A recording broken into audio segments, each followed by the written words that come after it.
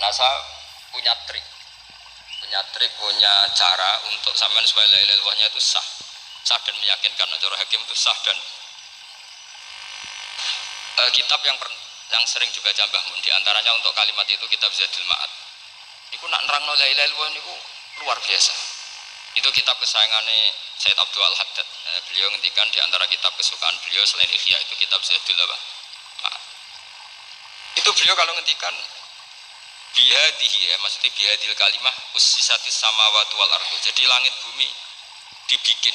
Jadi beliau mulai berpikir pertama gini, surga dibikin dengan segala kemewahannya itu bagi yang tasdek liman saddaqa bila ilaha illallah wa liman amana bila ilaha illallah. Neraka yang dibikin sebegitu ekstrim sampai anak wong dicemplungno ngenteni 70 tahun lagi ceblok. Wah, itu ora kebayang carane gawe. Entakno bego kan itu. Jadi barang nak diceblokno ning neraka itu cebloke tok ngisor ngenteni pinten? 70 tahun. Makanya kemungkinan keluar dari neraka itu kecil. Agak untuk syafaat itu kecil. Wong wis ora iso kebayang kan. Itu pun diciptakan untuk yang menolak dalil.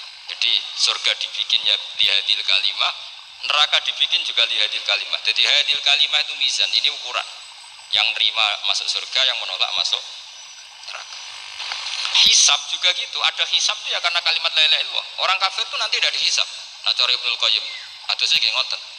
Ulaikal ladzina kafaru bi ayatina rabbihim wa liqaihi fahabitas a'maluhum fala nuqimu lahum yaumal qiyamati wasna. Ya lucu tuh, masuk Fir'aun dihisab. Kan sekarwan rokok kan. Jadi hisab itu nanti tuh yang enggak jelas-jelas. Makanya sampean hati-hati itu potensi dihisab. Jadi yang jelas itu ada hisab. Masuk kanjeng Nabi dihisab kan enggak mungkin. Nabi Ibrahim masuk dihisab. Fir'aun masuk karena yang jelas surganya enggak dihisab, yang jelas nerakanya juga enggak dihisab.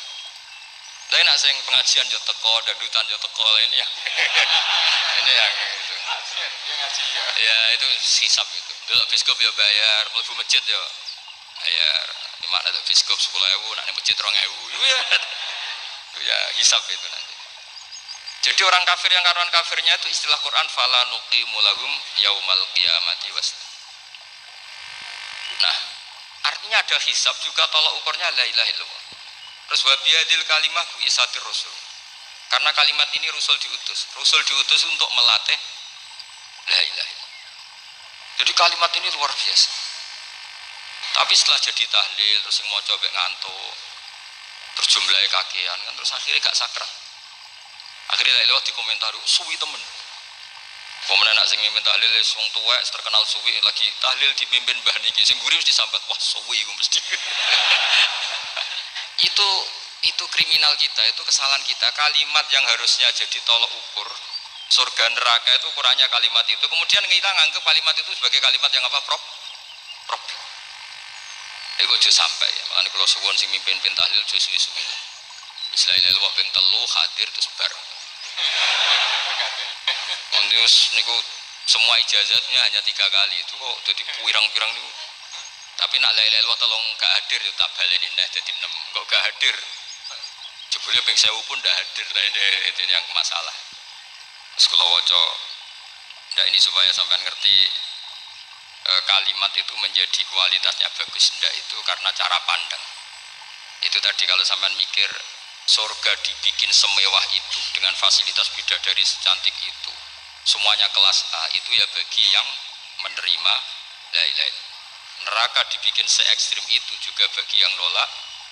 Jadi ini kalimat pembeda. Makanya kalimat tuh hakin alaiha nahya wa alaiha namu. Terus wabiha atau alaiha. Ini ijazah gini usumnya wabiha atau alaiha. Tren ini gini wa alaiha atau wabiha. Wabiha itu pas wa alaiha. Enggak yang di sini umumnya. Alaiha nahya wa alaiha namut. Wa alaiha atau wabiha. Wa alaiha atau wabiha. Oh berarti orang jelas prinsipnya, gak jelas. Jadi kalau suwon Mbah Mun sepuh-sepuh niku fi akhiri hayati nu sering maos talqinu dzikri. Karena memang beliau ingin di akhir hayatnya juga kita semua nanti di akhir hayatnya semuanya min ahli la ilaha illallah Muhammadur Rasul. Dan itu dimulai dari sesuatu yang sangat-sangat ilmiah. Yaitu tadi dimulai kenapa surga dibikin untuk sing iman la ilaha illallah. Kenapa neraka dibikin? Untuk yang menolak la ilaha illallah. Kemudian Rasul diutus untuk melatih la ilaha illallah. Nanti ada azab ya karena menolak la ilaha illallah. Ada maghfirah karena yang terima la ilaha illallah. Makanya istighfar, kalau nu cara oleh ijtihad, niku istighfar itu setelah la ilaha illallah cara kalau oleh ijtihad. Di beberapa Indonesia itu thariqah punya istighfar dulu baru la ilaha illallah. Tapi banyak ulama yang berpendapat dibalik. La ilaha illallah dulu baru. Karena istighfar itu didengar Allah itu setelah tauhidnya benar. Ini cara madzhab Abul Hasan apa? Asyadzili, yaitu fa'lam annahu la ilaha illallah baru wastaghfir li dzambika ai li hadhil kalimah. Karena orang bisa dimaafkan itu berdasar kalimat la ilaha illallah. Misalnya begini ya. Orang kafir itu kafir terus sampai 70 tahun. Sekali melafatkan la ilaha illallah itu yughfar lahum ma qad salaf. Jadi kullil ladzina kafaru iyantahu yughfar lahum ma qad salaf. Artinya orang kafir itu belum pernah tahlil, belum pernah istighosah. Ya belum pernah istighfar, tapi sekali melafatkan la ilaha illallah secara sah langsung yughfar lahum ma qad salaf. Berarti dulu mana la ilaha illallah sama istighfar untuk kepentingan dimaafkan Allah? La ilaha illallah cara madzhab Abul Hasan Asyadzili karena alasannya wong kafir sing kafir wae tanpa istighfar asal kalimat la ilaha illallah benar langsung yughfar lahum ma qad salaf. Jadi cara pikirannya Abul Hasan Asyadzili itu la ilaha illallah yang benar dan kamu baru istighfar nanti insya Allah pasti dimaafkan bihaqqi la ilaha illallah. Jadi fa'lam annahu la ilaha illallah baru wastaghfir li dzambika bihadil kalimah karena sahnya istighfar setelah kalimat ini sah.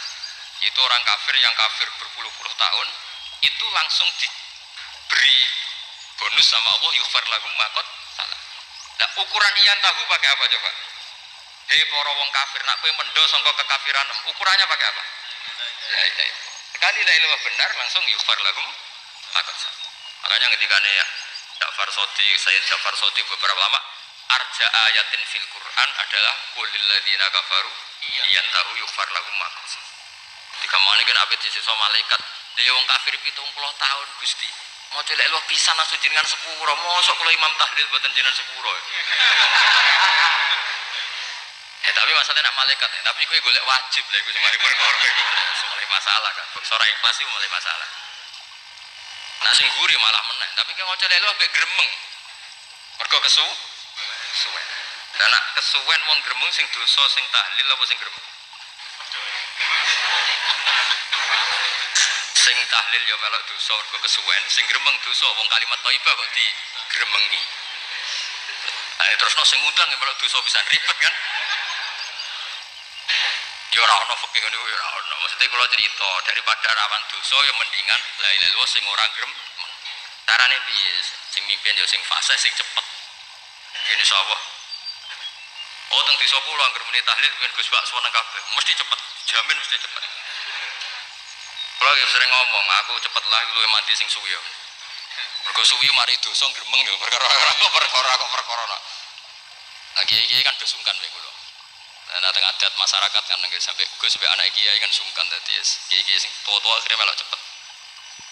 Dan ini harus diilmoni. Saya ulang lagi ya. Sebetulnya dalam thariqah Syadziliyah itu la ilaha illallah dulu baru istighfar. Alasannya apa?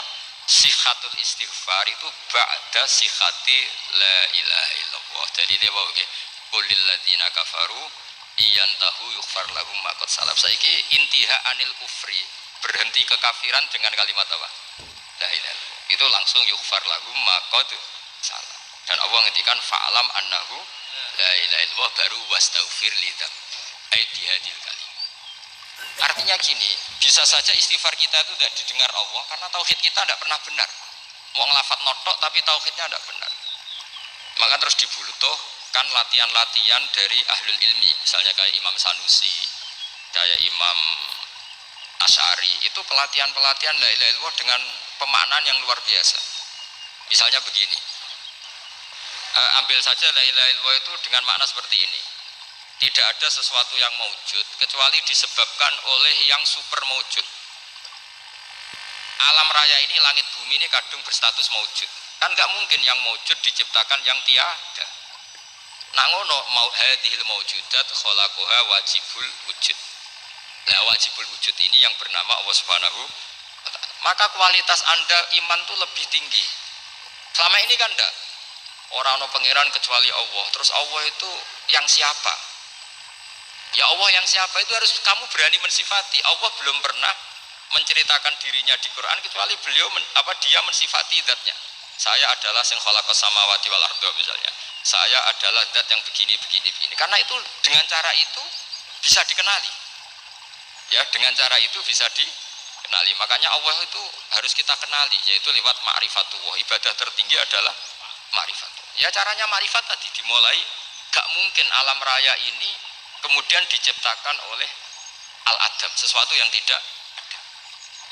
Pasti yang namanya maujudat diciptakan yang maujud. Karena maujud ini maujud pencipta harus super. Nah super itu bahasa Arabnya wajibul wujud. Karena pencipta harus awal. Gak mungkin Fir'aun itu Tuhan lahirnya di bumi, berarti dulu buminya ketimbang Fir'aunnya. Tuhan-Tuhan yang lain juga begitu, masa dulu buminya ketimbang Tuhannya. Makanya Allah pasti Tuhan betul, karena bersifat awal, bersifat qadim. Nah kalau kamu mulai latihan gitu, iman kamu itu bil bayyinah, dan syaratnya iman yang benar adalah bil bayyinah. Bayyinah itu jelas welo-welo, makanya semua Nabi memaklumatkan diri, qul inni ala bayyinatim mir rabbi.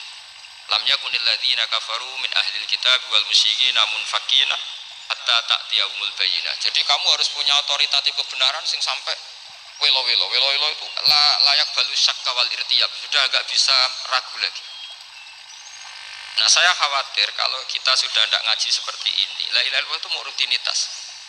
Omne nek kasiat ribet meneh kan. Nah diwaca 1000 kasiat ini, nak diwaca 2000 kasiat. Wah itu ngawur lagi.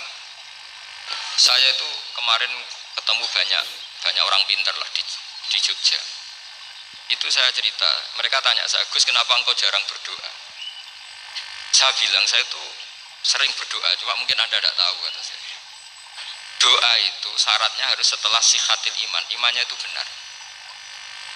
Dulu ketika Gerwani itu kampanye komunis itu gitu, anak-anak kecil disuruh memejamkan mata. Ayo kamu minta permen sama Tuhan. Ternyata nggak dapat permen, suruh memejamkan mata lagi, coba minta sama bu guru, terus dikasih apa? Permen. Oh berarti yang ada bu guru bukan Tuhan. Artinya apa? Kalau umat Islam ini Islam ini kamu jual dengan doa, kemudian doa dipakai tolok ukur Islam bener apa enggak, habis kamu. Banyak orang ingin jadi Kapolri, jadi gubernur, jadi apa, seundang orang-orang kondungo. Wes nyangoni akeh gak mandi, mesti dihujat. Dan sing donga yang ngerti nak ra mandi, potongan wong seneng duit itu kan insya Allah ra mandi lah kan kira-kira gitu. Jadi korbannya itu Islam kalau terus-menerus doa yang dipakai apa? Transaksi. Maka doa itu nomor 2 atau 3, nomor 1 itu ya iman tadi, ma'rifatullah itu nomor 1. Bukan doa, karena kalau doa dijadikan nomor 1, takutnya itu dipakai ukuran. Makanya ketika orang kafir minta sama Nabi, minta itu ya bahasa Arabnya doa, untuk mengubah Mekah jadi begini, untuk mengubah Mekah jadi makmur, jadi ada sungainya, roh. Nabi gak mau. Padahal Nabi kalau doa pasti mustajab apa enggak. Tapi andikan itu diturutin, maka ukuran iman selalu pakai doa. Dan itu bahaya jangka panjang, karena Nabi pirsa pengganti beliau-beliau kamu-kamu yang nanti doanya tidak mandi, itu bahaya, itu tidak prospek cara hitung-hitungan. Iya nak zaman Nabi itu nggak mesti mati. Nah, ketika era sampean, dia nak kiai tenan pak. Kalau dulu anak suge kira kiai kan ribet. Mungkin ada kiai ora suge kan ribet kan. Maka kita sebagai ulama itu punya hitung-hitungan. Nah beda dengan pakai ma'rifatullah. Misalnya begini, ini contoh paling gampang. Orang kafir itu dulu mengukur kebenaran Muhammad. Mereka tentu manggilnya Muhammad.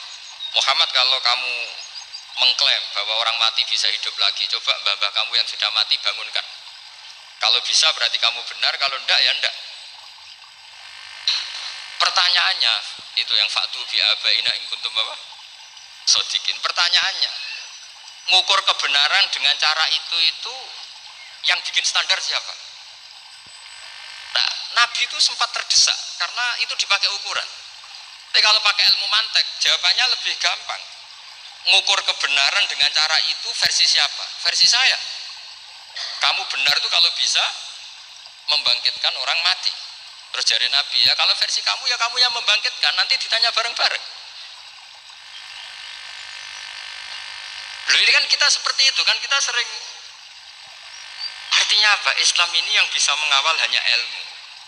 Doa itu nomor 2. Yang bisa mengawal Islam hanya fa'lam, harus ilmu. Annahu la ilaha illallah.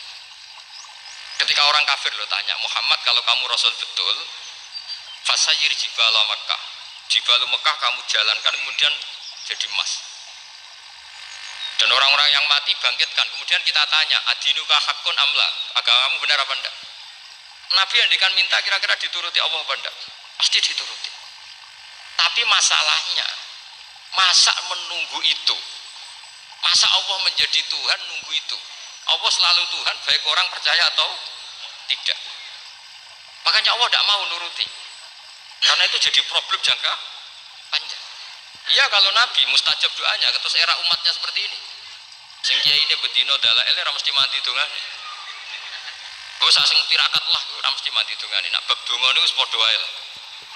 Misale mesti mandi, nak wong waras mesti dinggo donga husnul khotimah, ora dinggo golek sugih. Itu mesti amatir. Lah masalahnya nek dinggo husnul khotimah bagi mereka yang kedunya ya gak ngefek, dianggap tidak